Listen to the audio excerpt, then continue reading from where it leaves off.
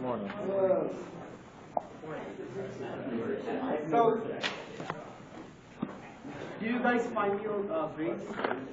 Can you check your campus whether you can see your grades? Not only your midterm exam, but everything is sitting. Okay. All right, good. And I know that many of the people have got very good scores. Some of the people have not quite there. So as I said, please don't worry. Hopefully, it will be better in the coming days. Okay? And if you do good, probably we'll take best 2 out of 3 exams. So even if you do not very well in this exam, I think you should be okay. And also, please try to complete your project. That's very important. It will really help you to understand the core of the subject. Having said that, let's begin our today's discussion, and the stuff that we'll be discussing from today to onward will be making your syllabus for the next exam.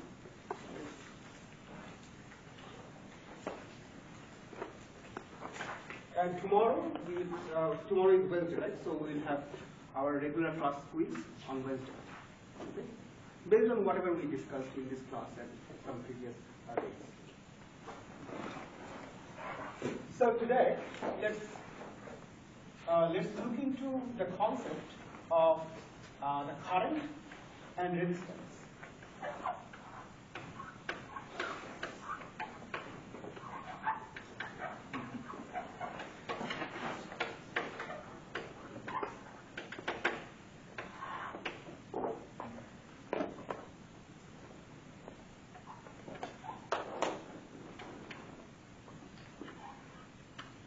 Now, we know that if we create some charge,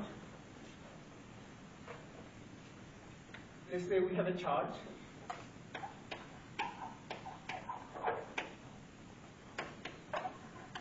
and place it somewhere, this charge will create some electric field, and because of the electric field,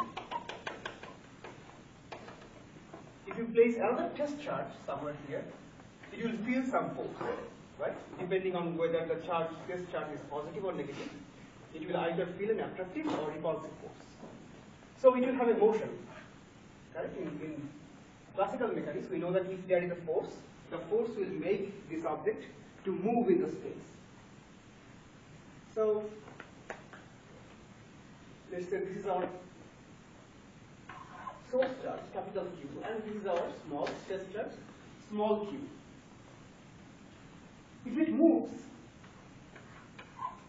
then it essentially creates a current. We define current in the following way. We say that current is actually how much charge is moving through a unit cross-section area per unit time. So let us say your current is moving a distance L within the time t. Then the current would become a multiplication of the total charge. N defines how many charges are there, or the density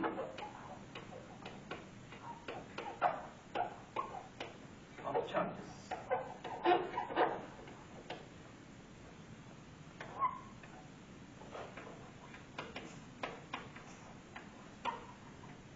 L is the distance that the charge travels through the space, and t is the time by which the distance L is covered. And then you multiply all these things with an area factor. This is a cross-section area factor. So instead of a free space, let us say that we have a metal, let's say we have a metal wire, and we create some charges. Let us say we create a positive charge here, and we create a negative charge here on the two sides of the metal. That means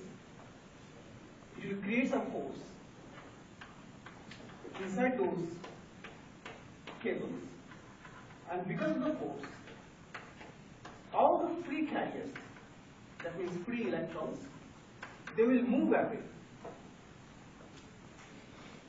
In fact, if those are positive charge, let's say these are positive charge, then they will move away from the big sources, big positive sources. If it is electron, then the flow, direction of the flow would be in the opposite direction. So current is defined as how many charges are flowing per unit length per unit time. And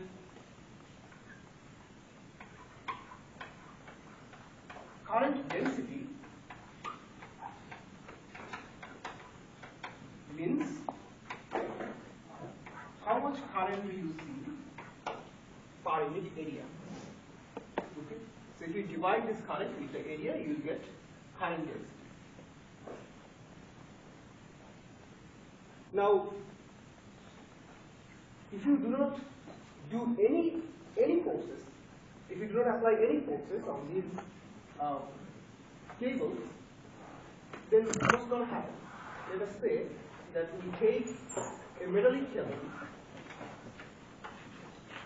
but we do not apply any forces, we do not apply any voltage across those metallic cables. What will happen?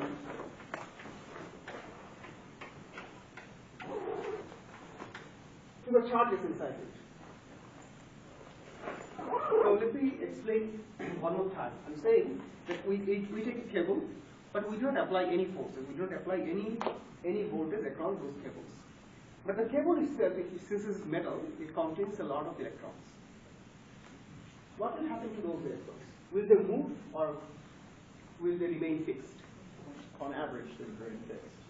On average. But what will happen in an instantaneous time? They'll move. Go ahead. They'll move. They'll move. Yep. Kind of expand away from each other. Mm-hmm. Is there a reason that why they are moving? We know that Newton's law says that if there is no force, there is no movement, right? So,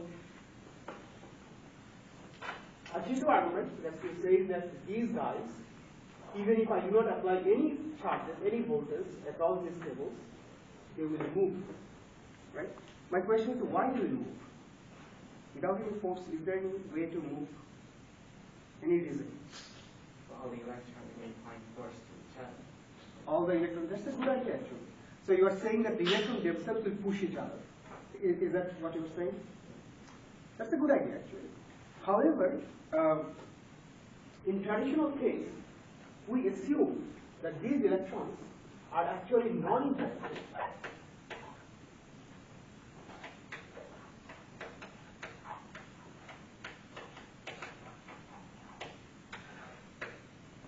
And why they are non-interacting is because the atoms themselves, they are made of electrons and protons, right? So at the center we have atoms, so we have nucleus, which is positive, and on the outer surface, at the circumference, we have electrons, which are negative charges. So if we bring many atoms close to each other, then your argument is these electrons are going to repel each other, and that's why they will make some move, right? However, remember that they have also positive charges. So the negative repulsions between the electrons is going to be cancelled out by the positive attractions from those nuclei. So this is why we assume that these are non-interacting particles. Okay, but that's a good argument that the electrons might force each other because they have charges. What else could be the reason of their movement? Any thought? Okay, I'll give you a clue. Let us say you take a beaker, you put some water on it, and you put some salt. You let them stand still. Will the salt be there, all deposited at the bottom, or will they disperse away? It will disperse away, right? Why they will disperse away? There is no force. Entropy tends towards the maximum. So Say it one more time. no, No, go ahead. You're right. Okay, so second law of thermodynamics, entropy tends towards the maximum.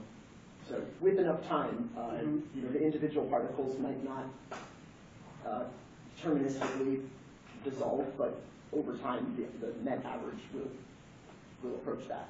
So completely mixed. You're absolutely right. You're absolutely right. My question is that if they move without any force, then does it violate Newton's law? Is it, shall I say that Newton's law is not correct because even without any force, they are going to move around. So I'm taking Gavin's your name, right? So I'm taking Gavin's argument, but I'm saying that does it make a contradiction with what you knew from Newton's physics? Or is there actually no contradictions? They are actually in harmonic. They're harmonized. They do agree with each other, yeah. It's just, But in which way? I say it's a contradiction, isn't it? it sounds like it would be. It's just there's a lot more to Newton's laws than F equals ma, right? Mm-hmm. Yep. So there is really, I mean, on the surface it looks like it's a contradiction. Without a force, something is moving. However, in reality, all these charges or all these particles, they have some thermal energies.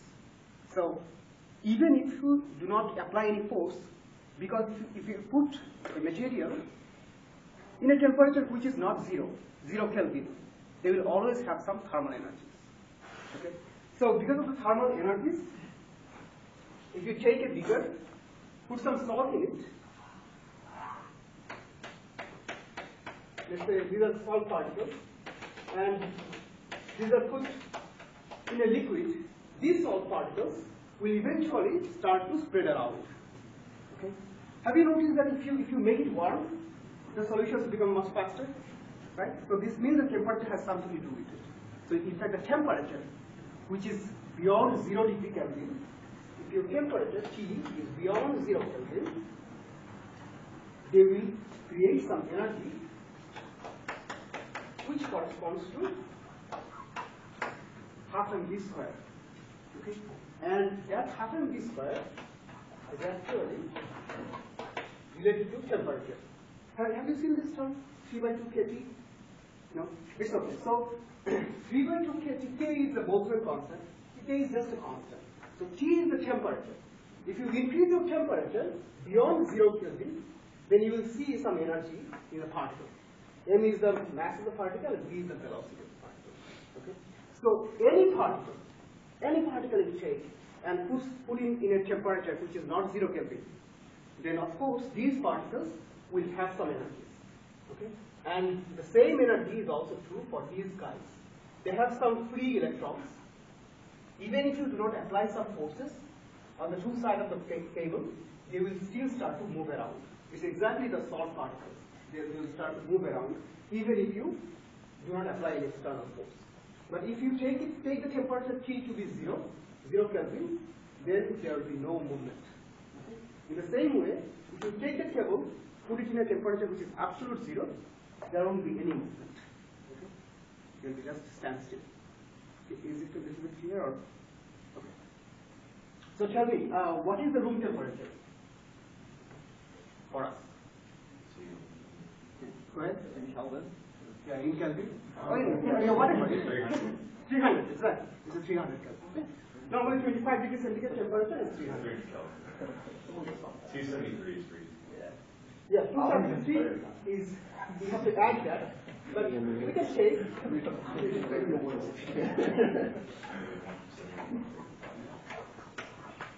For ease of calculation, we typically say that room temperature is 300 Kelvin.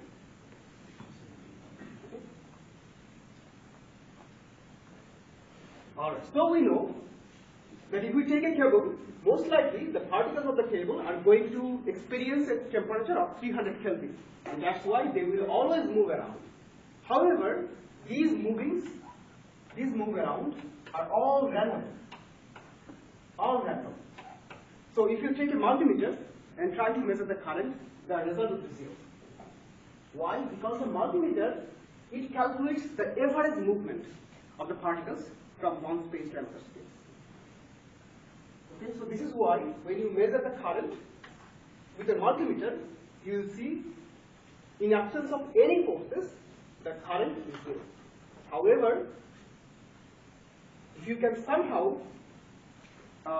take a microscope or maybe something more sophisticated and try to see each of these movement of these particles, you will see movements. Right? So my point here is that it's possible that current density defined at a very small scale is not zero. But it is possible that the current is zero. Do you see where I'm driving at? The current density at a very small scale may not be zero. But the current is can be zero. Because the current is defined over the entire area of the cable. Okay? Alright. Then, how much current are we going to see depends on what is the conductivity of the material. So,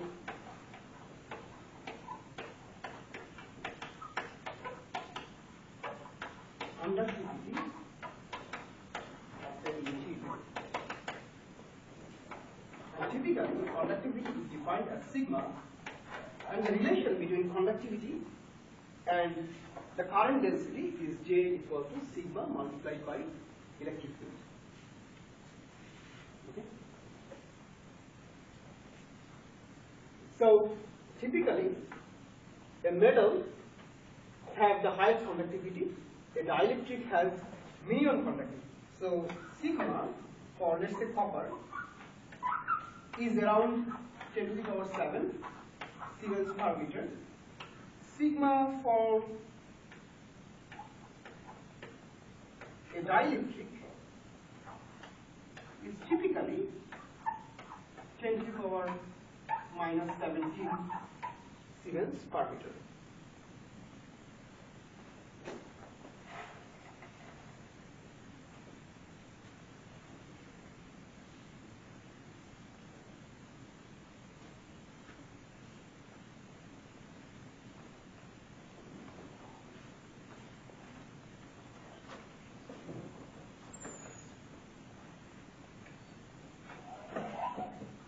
So now the question is, let us say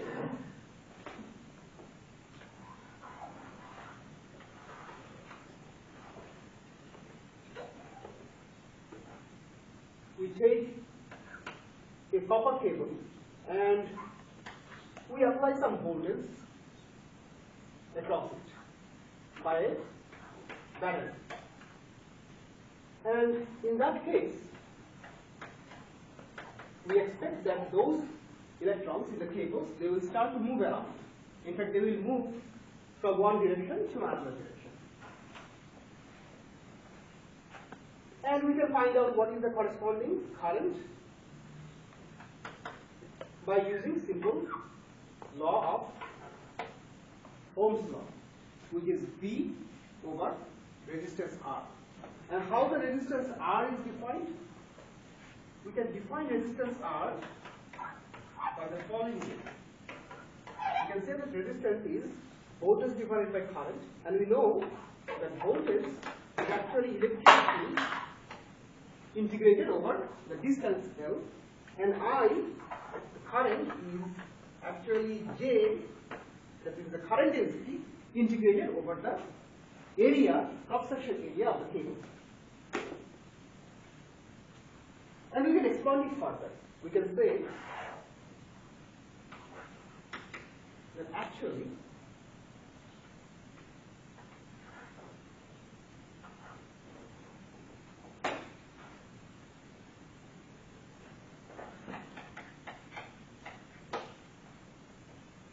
if we have a constant electric field across this cable, then instead of integration, we can simply multiply electric field with the length of the cable. So that will give us the voltage. At the bottom, we have J integrated over the cross-section area S. But if the current density J is constant across this entire cable, we can also take J out of this integration, and we can say that J is simply the constant multiplied by the area in order to get to the total current. So let me write it down that I assumed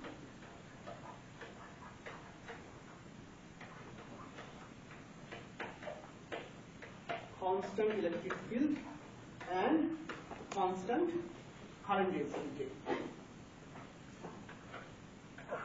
And then I can write J as a multiplication of conductivity and the electric field.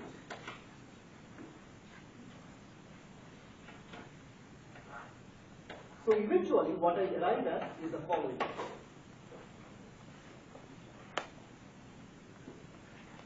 Resistance is L over sigma A, provided that your electric field and your current density is constant. So it says, if you take a cable and increase the length of the cable, then the resistance of the cable is going to increase. Right? The longer the cable, the higher their resistance. If you take a cable and make the cable thicker, what would happen? Would the resistance go up or down? For a cable which is thicker. Right. If a cable is thicker, that means you will have more charges, more electrons in the cables to carry current, and that's why its resistance will go down.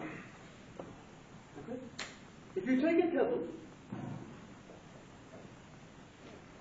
and let's say that this cable, instead of copper, maybe this cable is made of some dielectric. What will happen to the resistance? Let me repeat my question. I'm saying, if you take a cable, but instead of copper, you make the cable out of a dielectric. That is, a dielectric means an insulator. If you make a cable out of an insulator, what will happen to this resistance? It will increase. It will go up, because this sigma is going to go down, right? In fact, for dielectric, the sigma is very, very small compared to the sigma of copper, right? Now tell me the following. This copper cable is made of both metal and dielectric. The cables that you see on our head, these are not just metals, right? They are wrapped around by some dielectrics, so that you don't get shocked, right? So it means the actual copper cable must be surrounded by some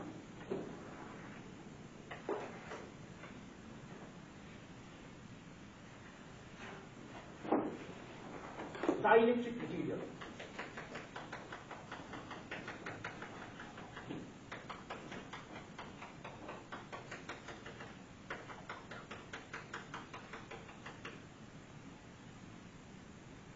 So what I do here at the outer surface is a dielectric,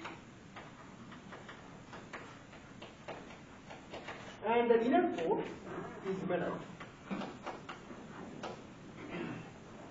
All right. So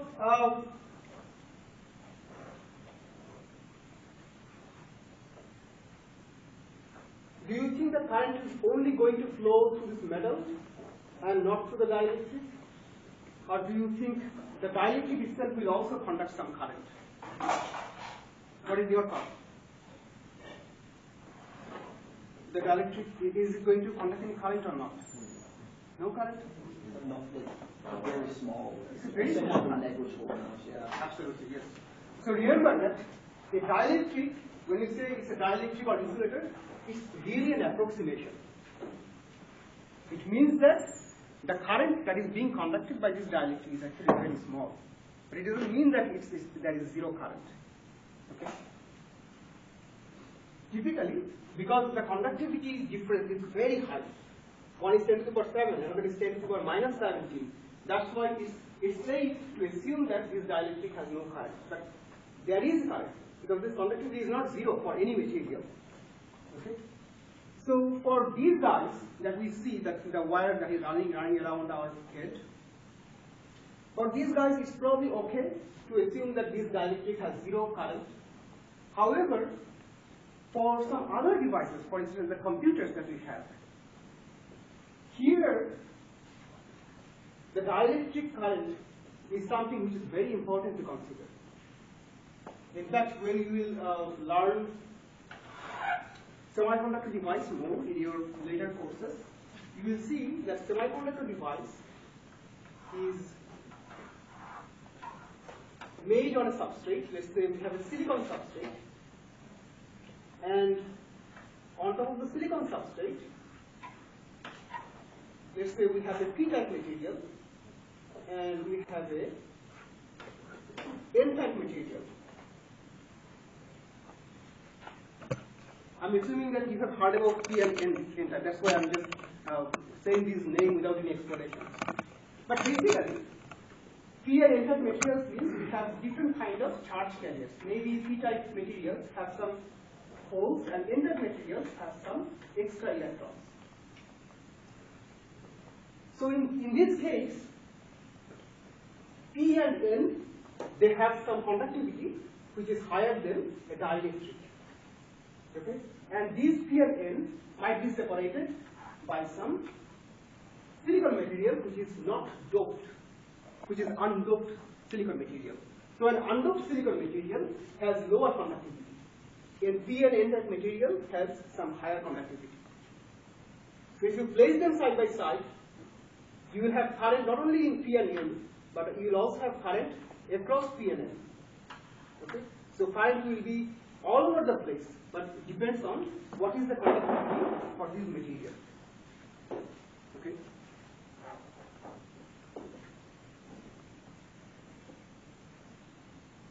So for our case, when we say that we have a copper cable, and the copper cable is wrapped around by some dielectric, how you are going to calculate the corresponding resistance for it? I said that resistance is going to be defined as the ratio between length and area divided by the conductivity. So we know what is the length of the wire, right? And the area can also be figured out if I tell you what is the geometry of this. Let's say I define it explicitly. Let's say that L is defined as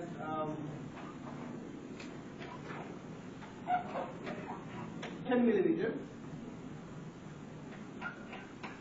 A is defined as maybe 1 millimeter square.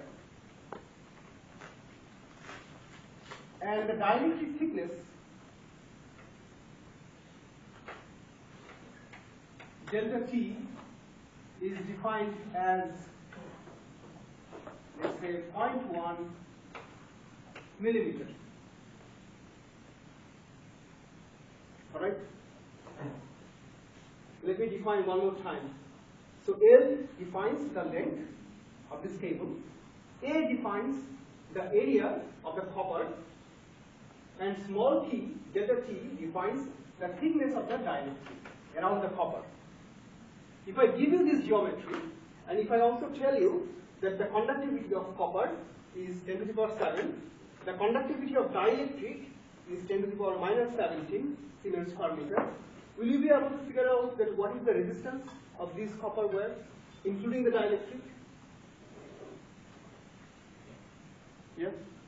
How are you going to solve this problem? So let us try to solve them one by one. Let us just find the resistance of the copper cable. I think this is the most straightforward one. So I will just plug in the value of L, which is 10 millimeter. And then I will plug in the value of A, that means the area, which is 1 millimeter square. I will plug in the value of the conductivity of copper, which is 10 to the power 7. 10 to the power 7 Siemens per meter. Right? In fact, I can change this millimeter to all SI units. So I can say it's 10 inverse 3, and this guy is also, how should I multiply it? It is 1 millimeter square. How should I multiply it to take it to SI unit? 10 to the power 6. 10 to the power 6? Minus 6. And then you can calculate, right? What is the resistance? Can you help me to write the number? Or you can do it at your home. It's also fine. Now the question is, the copper cable itself carries some current, the dielectric also carries some current. It also has some resistance, right? So if I want to calculate the resistance of the dielectric, how am I going to use this equation? Help me. So resistance is L divided by sigma A. We find out the resistance of the copper cable. You help me to find out the resistance of the dielectric. How am I going to write this equation? You have to first find the area. Okay, of the let's dielectric. go one by one. L, what should I write for L in this picture? Be the same. Same. So 10 millimeter, that means 10 into 10, 10 inverse 3. Okay, good. How about the bottom one? Sigma, I think this is also easy. I'll just pick it from here, 10 inverse minus 17. So let's just write 10 inverse 17. What should I write for area? Same area? No. No. So what should I write? So Go ahead. would you have to solve for the radius of the copper wire and then add on your 0.1 millimeter to that and solve for a new area? So tell me how should I write it? Go ahead. So what is the power squared times L? Is that the area of the cylinder? Yeah, go ahead. Cross-sectional. You're right. So it's just the area of the surface. What is your thought? Circular dyslexia. So you are thinking about to find out the area of the cylinder, right? So the area of the cylinder is what? Pi r square. Yeah. So should I just write pi r square? Or? Yeah. Because it's the cross-sectional area. Okay. So what is the r? Diameter over 2, and then if you use the delta t. Right. So it's actually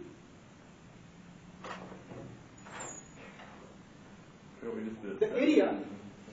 From the area, you have to figure out what is the corresponding radius of this copper wire, right? So you divide area with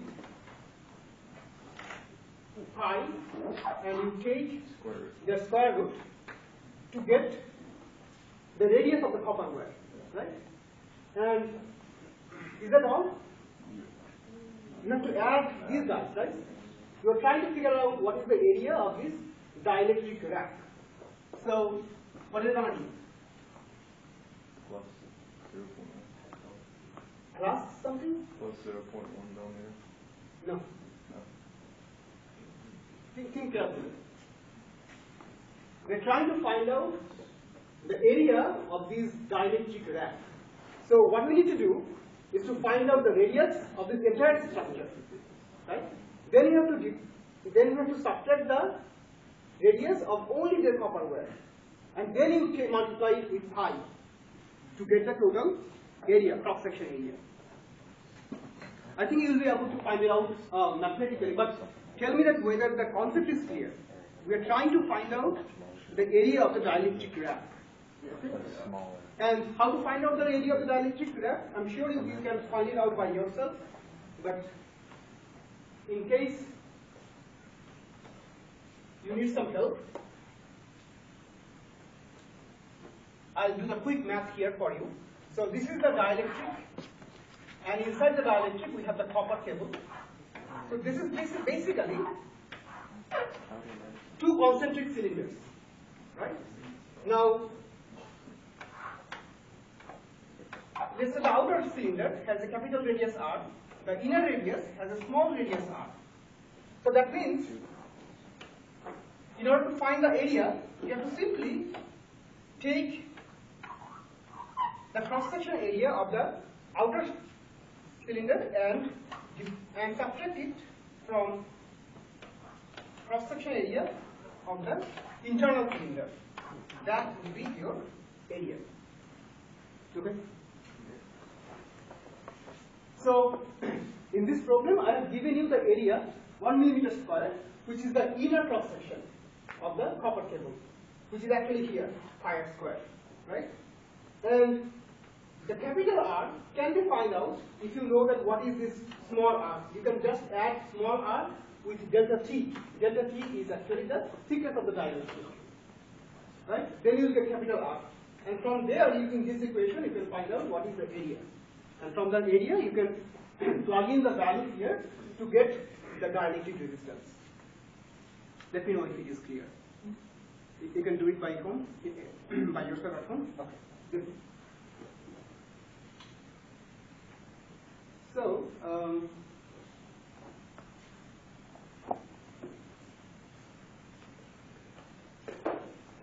going to erase this guy.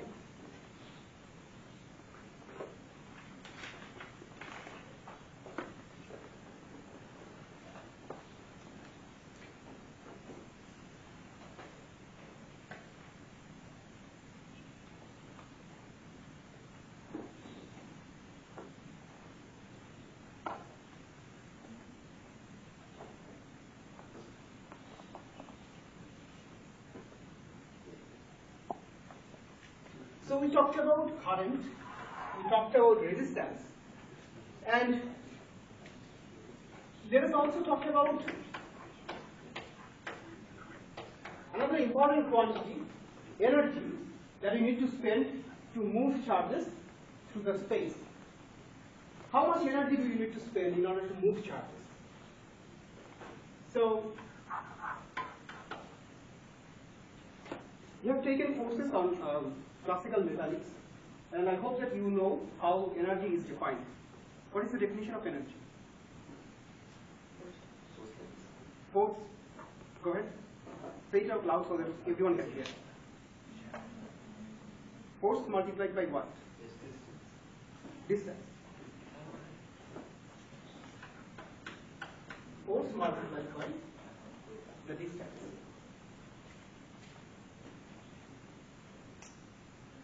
Okay. So, force and distance, the product of them is going to give you the energy. Before I try to solve it for electrostatic analysis, let me ask you the simple case of classical mechanics. So, let's say that I have an object in my hand, and I'm going to throw it towards you. How I'm going to calculate the total energy. So let us say that I apply a force of 1 Newton, and I threw this guy all the way up to the other end of the class. Let's say our classroom size is 10 feet. From this equation, from this relation, can I tell you that what will be the total energy? You just multiply 1 Newton with 10 feet. Yeah, change the meters. Think about it very carefully one more time. This is the object. I threw it to the other end of the class. The total room dimension is 10 feet. Am I going to multiply the 10 feet with the force? Then what? What am I missing? No, it's okay. Let's radically later. So am I going to just multiply 10 meters with force to get the energy? You are missing something. Think about it carefully. Okay, I'll give you a clue. Let us say, go ahead. What about gravity? Go down. Okay, let me give you a clue. Let's say, assume that we are in the space. Okay? In the space, I do the same action. I threw something into the space. So there is no gravity, right? No gravity, no pulling down. It's only my force, which is in action. So this guy is never going to stop down, right? Just keep going on. Does it mean that the energy is infinite? Because length is infinite. Do you see the contradiction here? The force is only applied over a short length, probably about half a meter if you're throwing it. So in the space, if I threw it, it will definitely go beyond half a meter. Right? It will just keep going on. How am I going to calculate the force?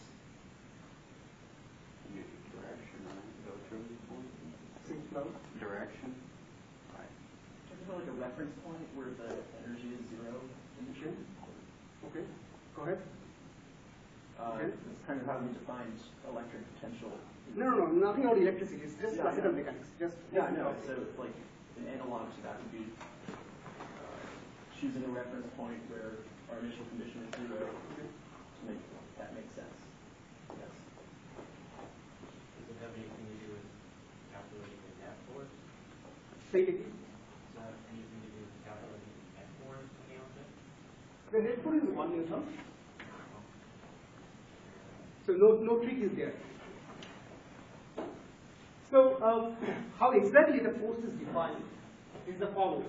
Force is how exactly the energy is defined is the following. Energy is the product of force, not only over length. You actually have to consider that how long the force has been applied. Like when I threw some object, I only apply force as long as this object is in my hand. So we are in touch with this object. Okay? The moment the object will get released from my hand, it's no longer under a force. Okay? Then it's a constant velocity. So indeed, if you take an object, let's say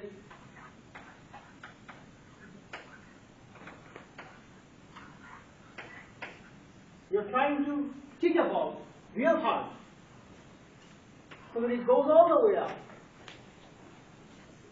You have to calculate the energy of this entire process. Of course, you have to find the force, but then when you multiply it with the length, do not multiply the entire length. Just multiply the length within which you touch the ball with your feet. As long as you touch the ball with your feet, the amount of distance that the ball covers is your length L. And then you will multiply both these guys to get the total energy. Because remember that once the ball is released, then the ball will have a constant motion. It will have a constant velocity if there is no more force, if there is no more gravity. Okay? So the force is really force multiplied by length, as long as this length, force, is applied along. Okay? Not the entire length. So do you see that what is the nuances? You must not calculate the entire length. You must calculate the length over which the force is being applied. Alright?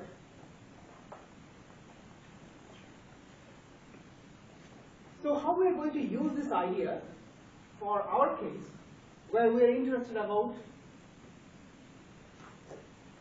electrostatic energies. That means we have some charge, and based on those charges, we have some electric fields.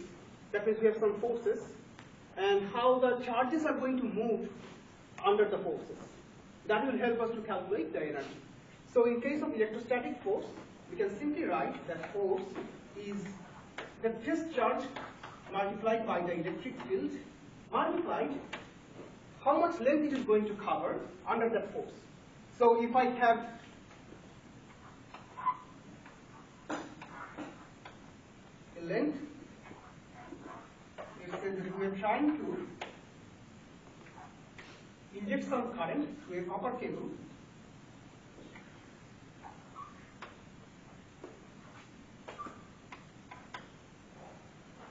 using a battery.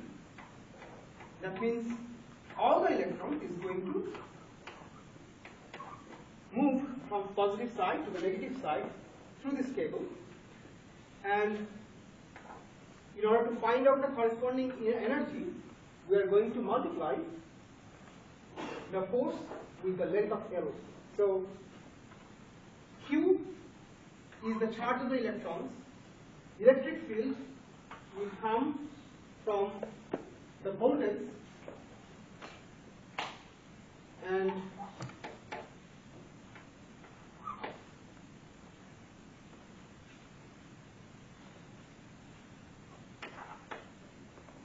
L is the length by which this charge covers from one end to another end. That will give you the total energy that you spend to move charges to a cable. Alright? So, the Q, the small q, is the total charge, right? So,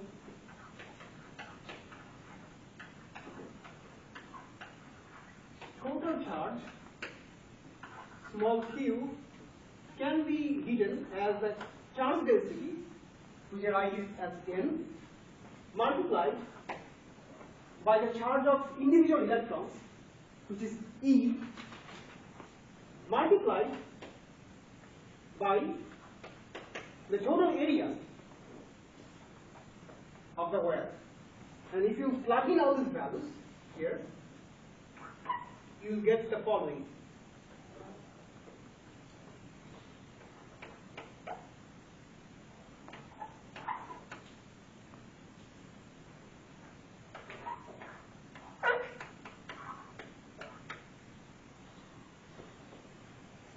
So this is how we are going to calculate the total energy that is associated with the charge movement to a cable if you apply some electrostatic force across the cable. Alright?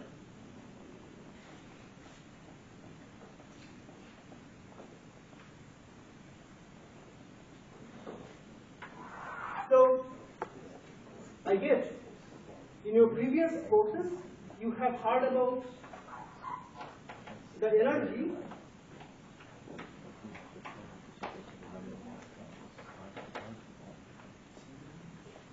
needed to push charges through a cable with the resistance R and with the current I.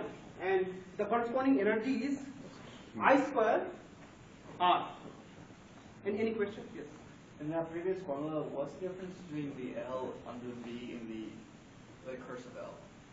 That's a good question actually. So, V over L basically means L is this dimension. So the length of the total cable is defined as capital L. Okay? And the small l basically means that what is the motion of the charges within the cable. So if all the charges move from one end to another end, this small l is going to be equal to capital L. Okay? But if they do not move for some reason, let's say that you have created a barrier, so that the charges cannot move and pass beyond this barrier, this L would be something different. Okay? So in common case, in ideal case, we expect that all the charges are going to move from one end to another end, and the capital L and the small l is exactly the same, so they will cancel out. Alright, so I believe that in previous courses, you at least know the relation between energy and the current and voltage. So energy basically is related to the current as I square R, and energy is also related to the voltage as V square over R. Okay? You have a question? No. So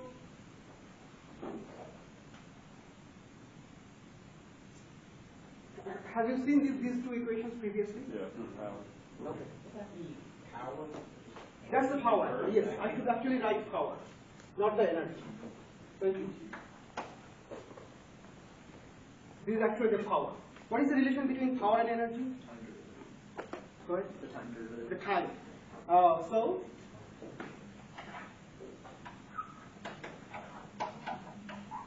if you take the integral of power over time, you will get the energy.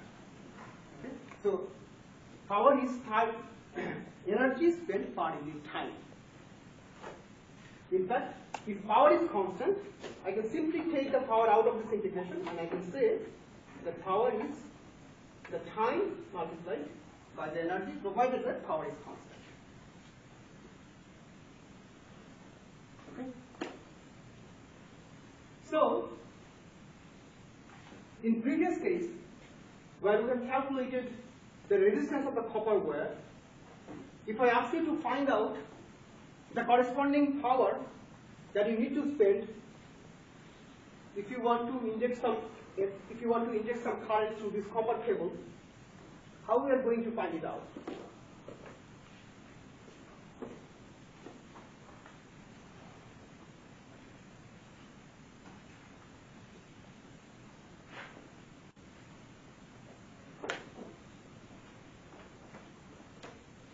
So the power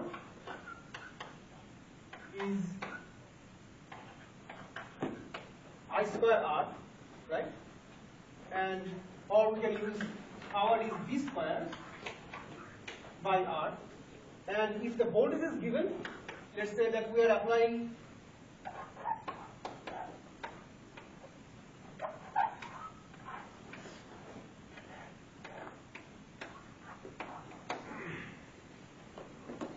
this is our copper cable. The copper cable is surrounded by some dielectric.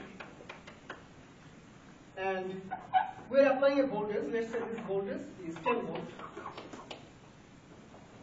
Then how I'm going to calculate the corresponding power for this guy?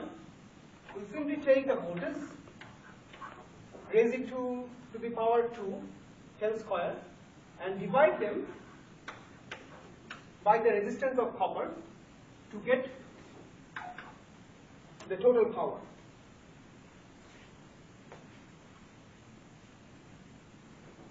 Right?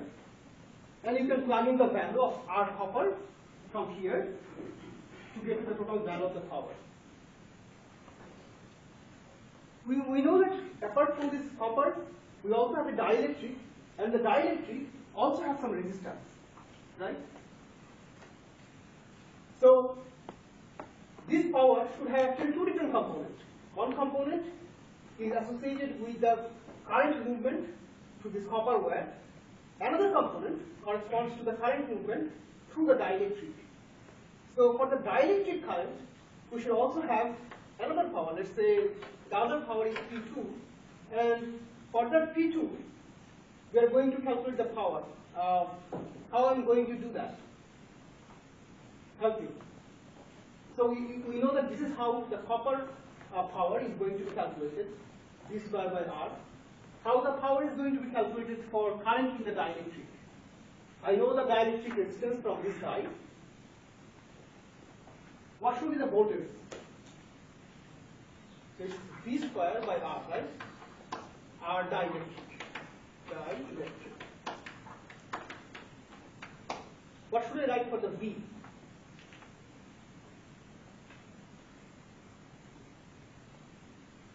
Same. Why? Why do you think that these are same? Same potential difference.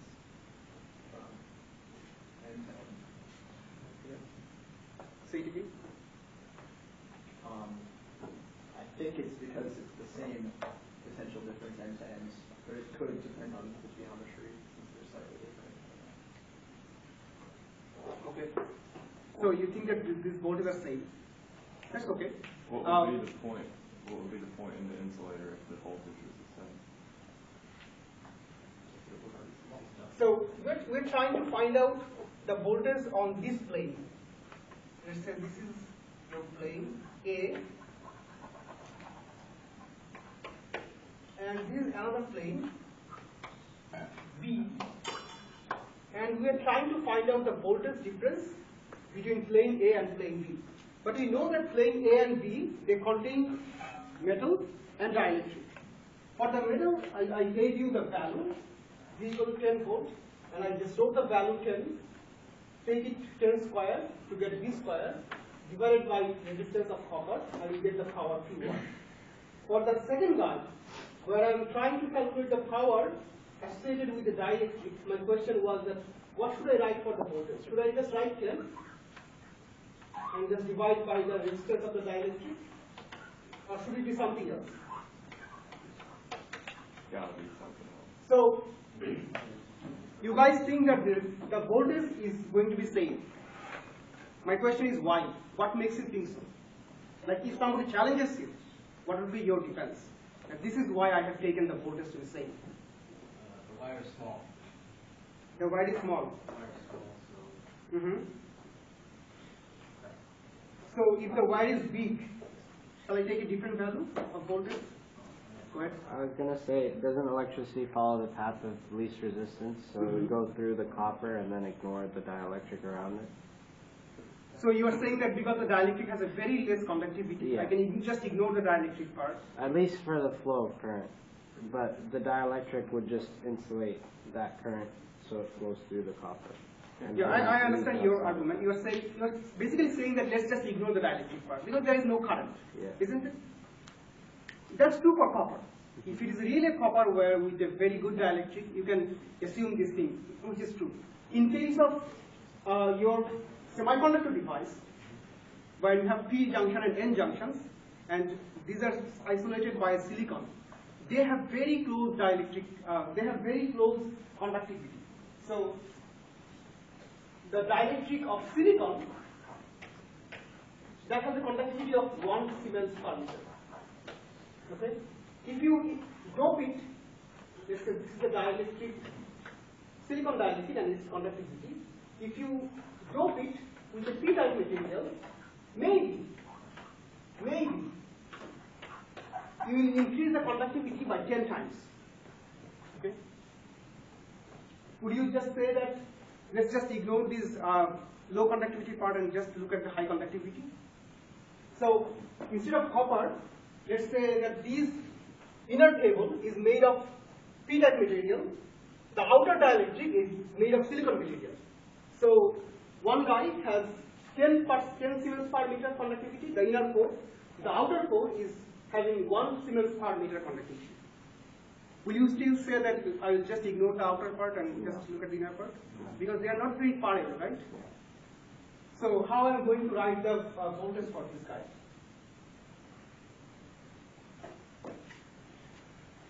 So look at it.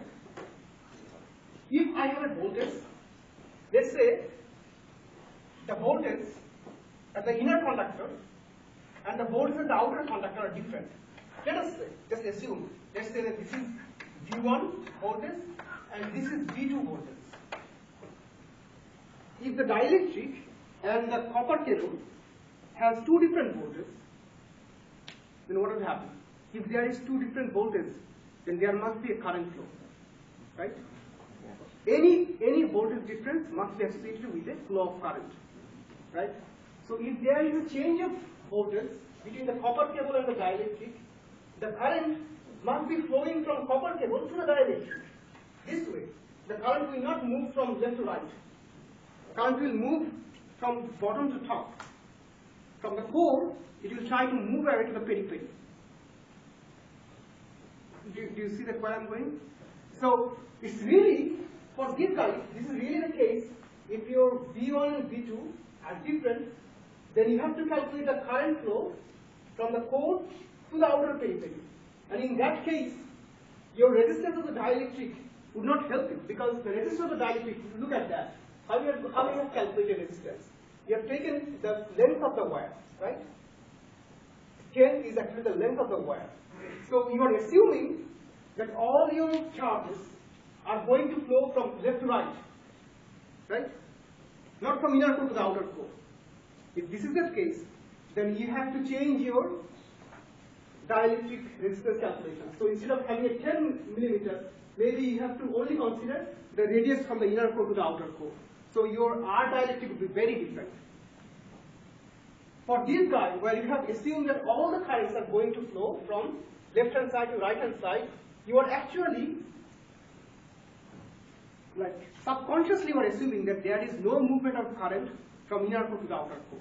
So in other words, if this is the conductor, and we have some dielectric around it, you are assuming that all the charges are moving from left to right. You are assuming that no current is moving from inner core to the outer core. So there is no current movement along these directions. All the current movements are here to there. Okay? So this is why you calculate R dielectric with a length of 10 meters. So that means if there is no charge movement along the inner core and outer core, the voltage V1 and V2 must be same.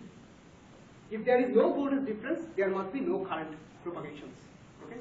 So this is why when you calculate the power, you also take the same voltage. This is 10 volt for the copper wire. This is also 10 volt for the dielectric part. And then you plug in the value of R dielectric from these calculations to get the total value. Any question? And so you can grab an insulated wire because the voltage is the same, but there's no current flowing through the insulator, so you can grab it. Is that how that works?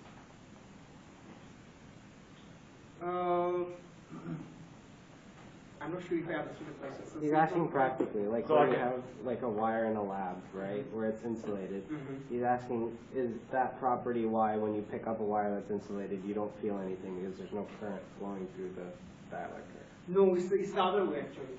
So Like a service that's going to your house, right? It's an insulated wire, and you can grab it, and you're not going to get shocked. Like, I see. I think I understood what you were saying. So you are saying that is it that I'm safe when I touch a wire which is insulated because there is no voltage difference? Yeah. Is that your question? Yeah, like- So the actual thing is there is a voltage difference. Let's say you are standing on earth. That means you can say that your voltage is reference, right? The current that is going through a cable, of course, that is at a different voltage, right? All right. So let's say the voltage at that copper cable is probably, let's say, very high voltage. Let's say 100 volt. You are standing on the earth, so your voltage is 0 volt. When you touch the cable, of course, there is a voltage difference. If there is a voltage difference, of course, there will be current, right? For sure. Because current is related as J is equal to sigma multiplied by the electric field, right? But how much current you are going to experience depends on what is the sigma.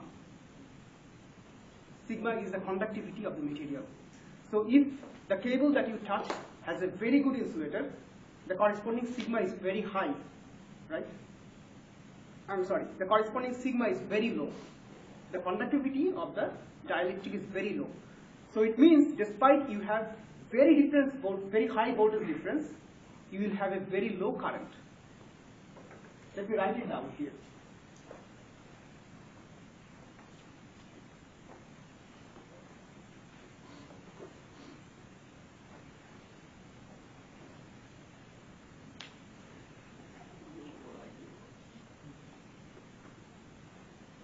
So here is a current, here is a copper cable, and that copper cable is wrapped around by some dielectric.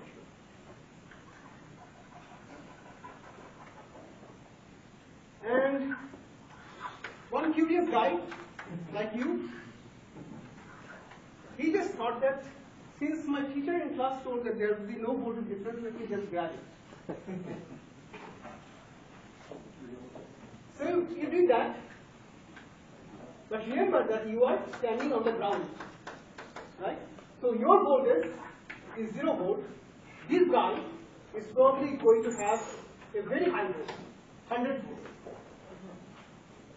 The question is whether you will be safe or not. Now look at that. The voltage difference creates a current. So the current I depends on voltage divided by resistance, and resistance is defined as sigma A divided by L, right? This is what we wrote here. Resistance is sigma A divided by L. So current is really going to be proportional to the conductivity. So even if you have a voltage which is very high, in this case it's 100 volt voltage difference, your sigma is going to be very low because sigma is actually taking care of the dielectric conductivity. So if sigma is 10 inverse 17, the current is going to be really low, right? So do you get your answer? That your voltage difference will be very high. It's not that you have the same voltage, but your conductivity is going to save you. The conductivity of the dielectric is very low. That's why the current that you are going to experience is very low. Yes. Is that 100 volts in the insulator or in the inner wire you're saying? So, good question. So, let's say that we have this guy. Let's say you apply 100 volts across the copper wire. Now, you wrap around this guy with a dielectric, right? So, the voltage difference between the copper wire and the dielectric is going to be less than 100 volts. Why? All the currents are going to be propagating through this copper cable, right? So this is why when you touch this copper cable, wrapped around by the dielectric, the current, that means the charges that are going to the copper cable, will take a very long time to propagate through your body.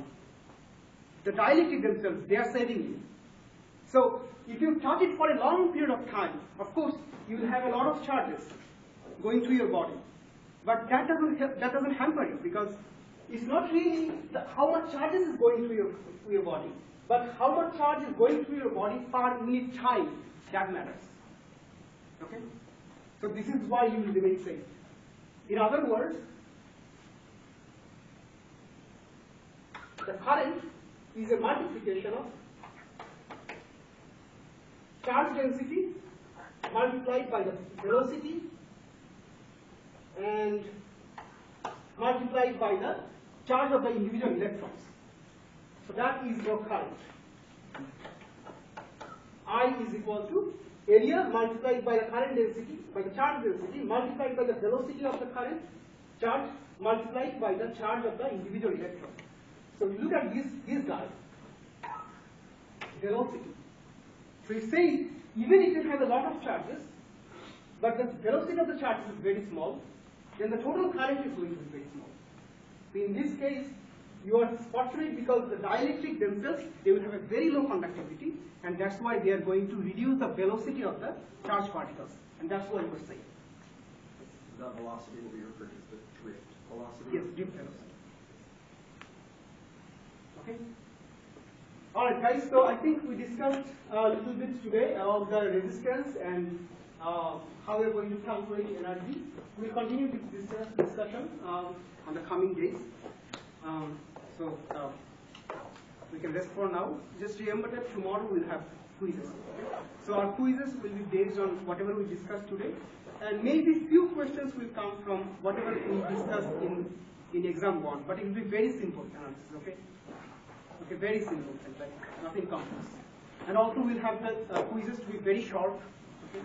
Maybe just 6-7 questions, not more than that, because we haven't covered too much after the exam. Yes. But the insulator and the wire had the same voltage, like, without a doubt. Concrete and will have the same voltage. Like when you were doing that right there, you said P2 and P1, you both used 10 volts. So you're saying they had the same voltage, but like... I understood what you're saying. The answer is not actually easy. So in other words, I would say that the voltage in the wire and the voltage in the dielectric, they will become equal at some point of time, but it will take a lot of time. It will take a lot of time to reach the equilibrium status. I understand that this is too much difficult, so I don't want to go into that direction. But I understand your concern. Okay. Why I don't want to go into that direction is because in our present class we discussed everything in terms of static behavior. Static behavior means there is no time component. Everything is steady. However, when you will learn the time variations, maybe in your next course when you will be talking about the time dynamics, then you will know some more that these voltages may not be achieved instantaneously. It will take some time to reach from one voltage level to another voltage level. Maybe I can give you a simple example, if not dielectric. Remember that when we did the experiment with Van de Graaff generator, the Van de Graaff generator has a very big sphere, and when we brought another sphere, small sphere, close to it, there was we saw some discharges, right, from one sphere to another sphere. And the discharges happens as long as there is a voltage difference. When there is no voltage difference, no discharge occurs, right? But how fast does it occur? How fast does those discharge occur? Very fast, right? If you bring them very close, the discharge occurs really fast, and very quickly you will see that those voltages on these two balls are exactly the same, right? But if it were not metal, if it were dielectric, let's just imagine that what would happen. You will bring the ball, but this time the ball is not metal, it's a dielectric. So it will take a long time to reach the same voltage level because the current is very low, right? So it's about the time. When you bring a dielectric, because the dielectric has a very low conductivity, it will take a long time to reach to the same voltage level. Okay? So I think this is just going too much complex if I bring that discussion. But I appreciate that you brought to that. Yes. So essentially, low conductivity means it takes longer. Very long time. Yes, absolutely. Very long time to get to an equilibrium value. Okay. All right. Thank you, guys. Thank you so much for your attention, and I really appreciate these interesting lessons.